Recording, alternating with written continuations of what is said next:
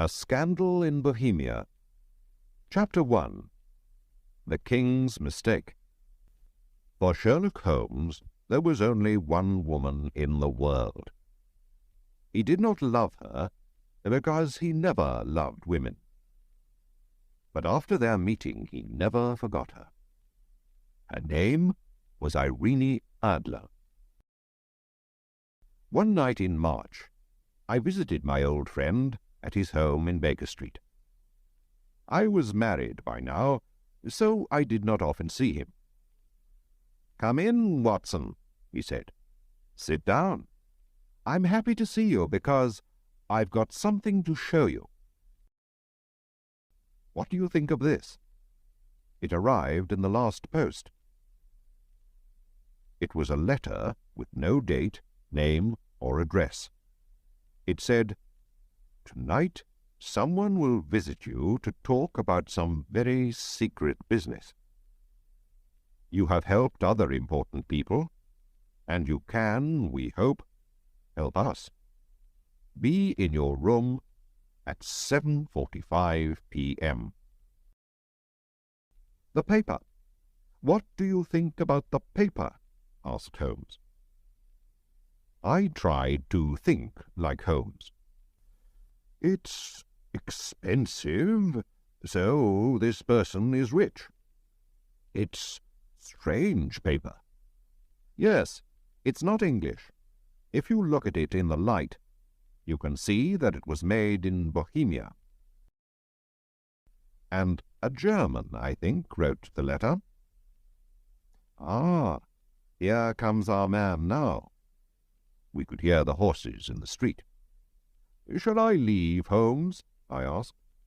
No, I need your help." "This will be interesting," my friend answered. There was a knock at the door. "Come in," called Holmes. A tall, strong man came into the room. He was wearing expensive clothes and a mask over his face. "You can call me Count von Kram. I come from Bohemia," he said. "My business is most important. Before I tell you about it, do you agree to keep it a secret?" "I do," we said together.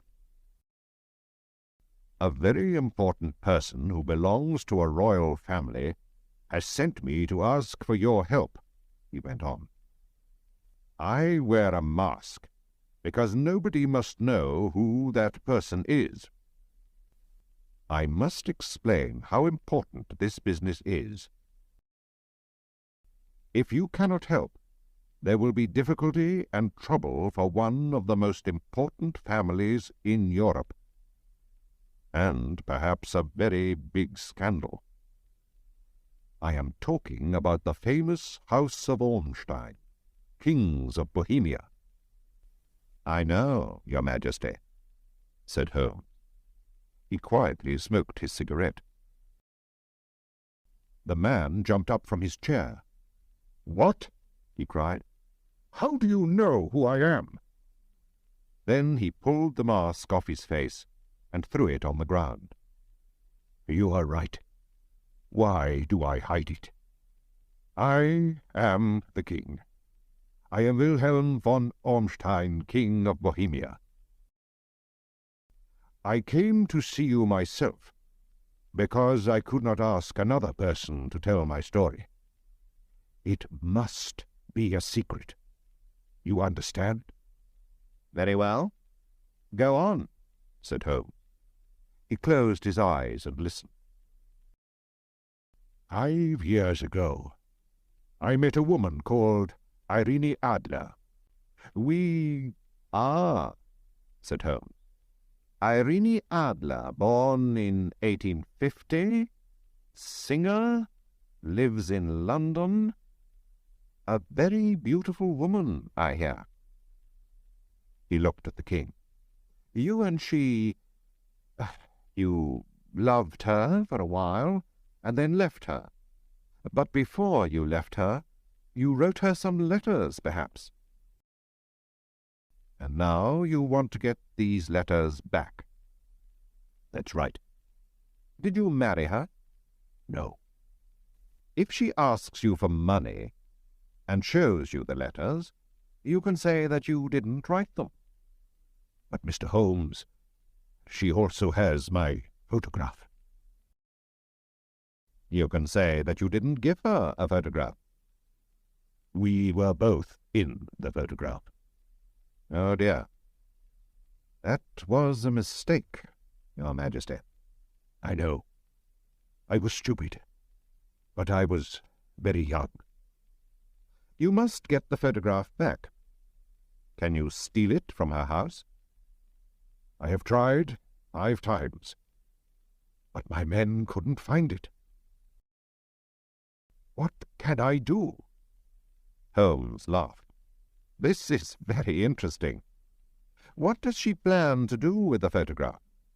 Soon I am going to marry Clotilde Lothman von Saxe-Meiningen, daughter of the King of Scandinavia. You know, of course, that we are 2 of the most important royal families in Europe. Clotilde will never marry me if she learns that I have been a friend of Irene Adler. You do not know Irene Adler. She is a beautiful woman, but she can be as hard as a man. She was angry when I left her, and so she doesn't want me to marry another woman. I know that she will send this photograph to the Saxe-Meiningen family, and then there will be a terrible scandal. We must find the photograph before she sends it. I am sure that we will find it, said Holmes. You are, of course, staying in London? I will write to you to tell you what happened. And the money? The King put a large, heavy bag on the table. I must have that photograph, he said. There is £1,000 here. If you need more, you must ask at once. The money is not important. And the young woman's address? Asked Holmes.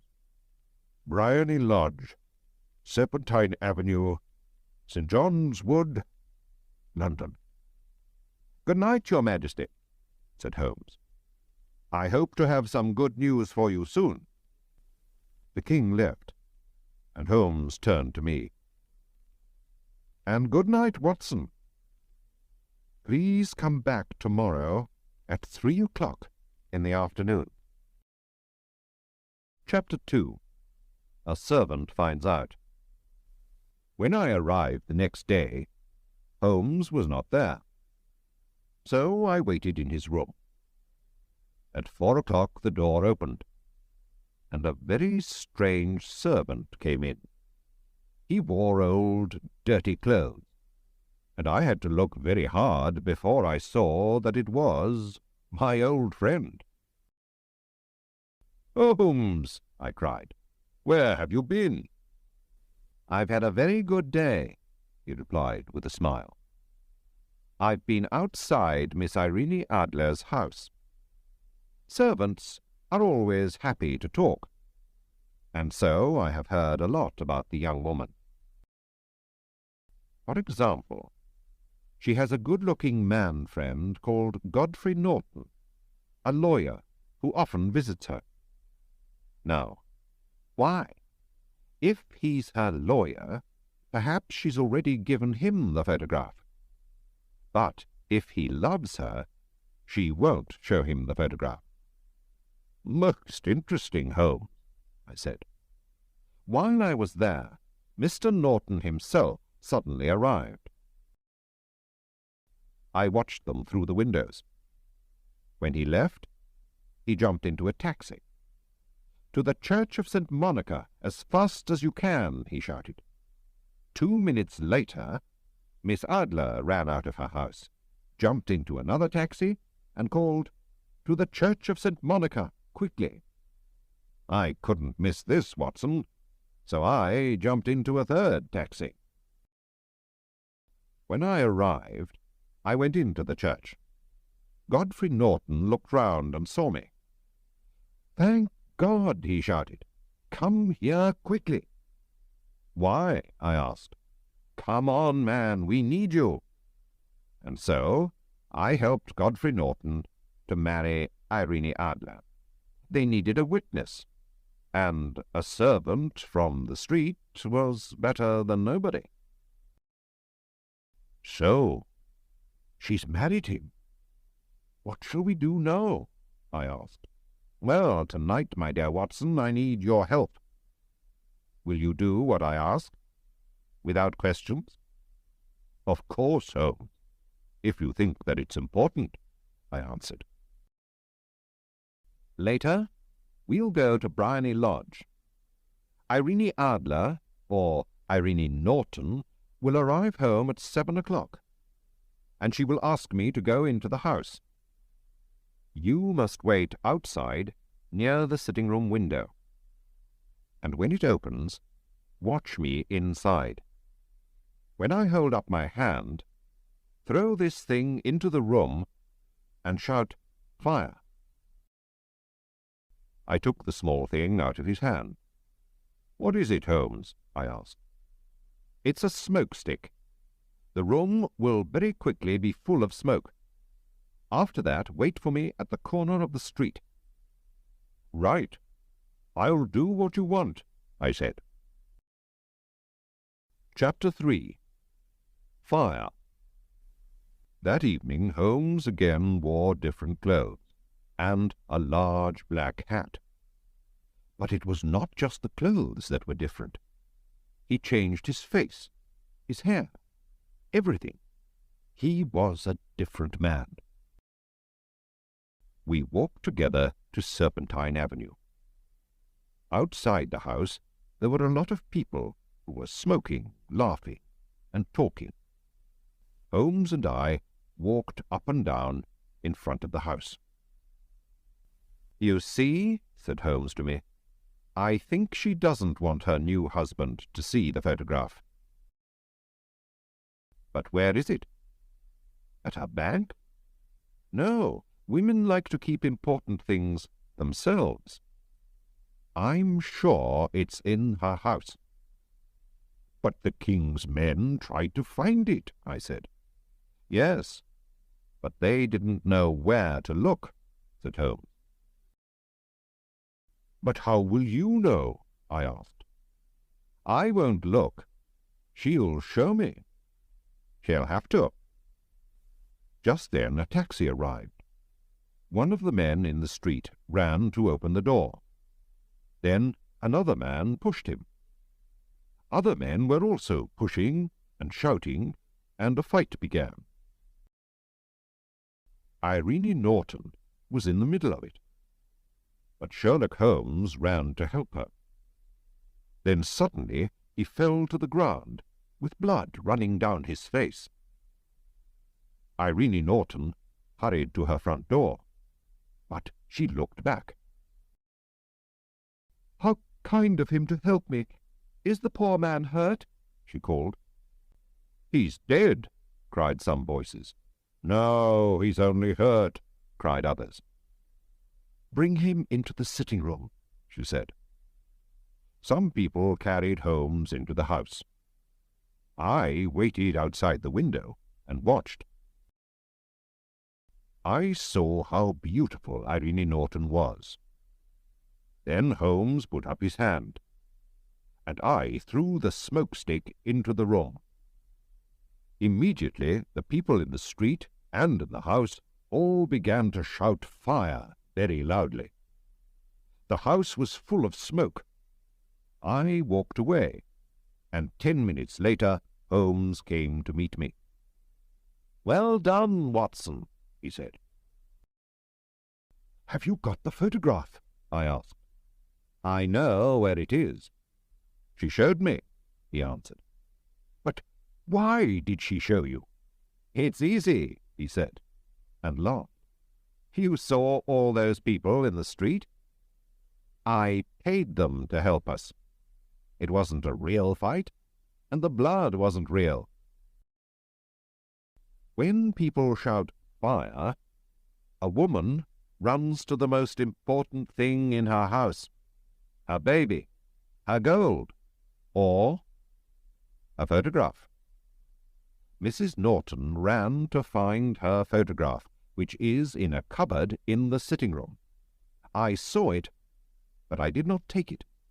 Tomorrow we will go to her house with the king. We'll go very early before she gets up. The king himself can take the photograph from the cupboard, and then we'll go. While Holmes was talking, we were walking home to Baker Street. When we arrived at my friend's house, a young man hurried past us and said, "Good night, Mr. Sherlock Holmes." "I've heard that voice before," said Holmes to me. He looked down the street. But who was it? Chapter 4. A Photograph. The next day we went to Irene Norton's house with the king. An old servant opened the door. "Mr. Sherlock Holmes?" she asked, and smiled. "Yes," said my friend. He looked very surprised. "Mrs. Irene Norton and her husband left England this morning. They will never come back to this country." "What?" cried Holmes, his face white and angry. "And what about the photograph?" cried the king. We all hurried into the sitting-room. Holmes ran to the cupboard and opened it. Inside was a photograph, not of Irene Adler and the king, but of the beautiful Irene alone. There was also a letter for Sherlock Holmes. We all read it together. "My dear Mr. Sherlock Holmes, you did it very well. I thought that it was a real fire, and that you were just a kind old man. But after I opened the cupboard, I began to think. I knew about the famous Sherlock Holmes. I knew your address, and I knew that the king asked you to find the photograph. So I quickly dressed as a young man and followed you home to Baker Street. I wanted to find out if you really were Sherlock Holmes. I said good night to you outside your door. My husband and I have decided to leave England. Please tell the king that I shall not show the photograph to anybody. I love my husband, and he loves me, and he is a better man than the king. But here is a different photograph, and the king can keep this photograph if he likes. Irene Norton." "What a woman!" cried the king. "Why didn't I marry her? What a woman!" "A very, very clever woman," said Sherlock Holmes coldly. "I am sorry, Your Majesty, that this business has not finished well." "No, no," said the king. "She writes that she will never show the photograph to anybody. I need nothing more than her word. There is no danger for me now. How can I thank you, dear Mr. Holmes?" "I would like just one thing, Your Majesty." "Tell me at once what it is," said the king. "This photograph." The king looked at him in surprise. "Irene's photograph?" he cried. "But of course, it is yours." And so there was no terrible scandal in the royal families of Europe, and Sherlock Holmes still has the photograph of the woman who was cleverer than he was.